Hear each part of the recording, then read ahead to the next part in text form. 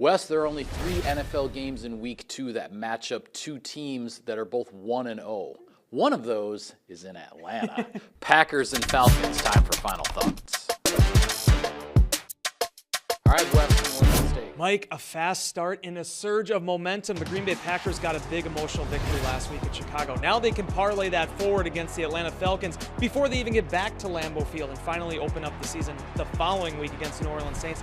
A lot on the line early in the season here, but also a big opportunity. Absolutely, and for those who like statistical oddities, this is actually a chance for the Packers to open a season with 2 road wins for the first time in franchise history. Now, they've only had 2 road games to start a season twice before. 2016, they split the 2 games.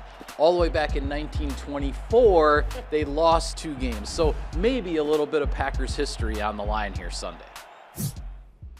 Wes, who's heating up? Presented by Aurora Heated Apparel. Mike, for me, it is Romeo Doubs. And while he sometimes can be somewhat understated, I thought he came through big time for the Packers in Chicago. 2 touchdowns. First time he's ever had 2 scores in his young career as a member of the Packers. But it's also the opportunities that he took advantage of and how he was able to propel that Packers offense forward. Right now, we really don't know what's going to happen here with Christian Watson and Aaron Jones. The Packers need playmakers. Romeo Doubs stands at the top of that list. Absolutely, and he turned in that performance on a limited basis with regard to that hamstring injury. Another guy who was limited last week was Rashawn Gary on the defensive side. Only played 12 snaps in his first game back from the ACL. 10 of those were pass rush snaps, and the Packers had him for 7 pressures, affecting the quarterback 7 times in 10 pass rush snaps. That's off the charts. Rashawn Gary's snaps most likely going to increase. We'll see what kind of impact he can have.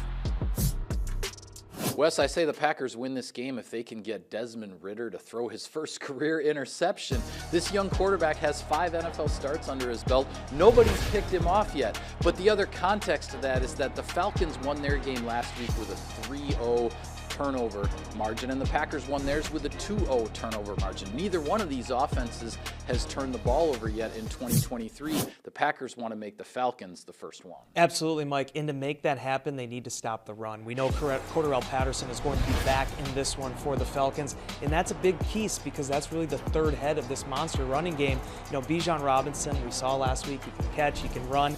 The Packers passed a big test against the Chicago Bears and Justin Fields. Can they do it again against the Falcons? Yeah, absolutely. And with that, we will sign off on this edition of Final Thoughts. Be sure to follow all of our coverage of Sunday's game from Atlanta on Packers.com and all of your social media channels. Thanks for watching, everybody. Enjoy the ball game.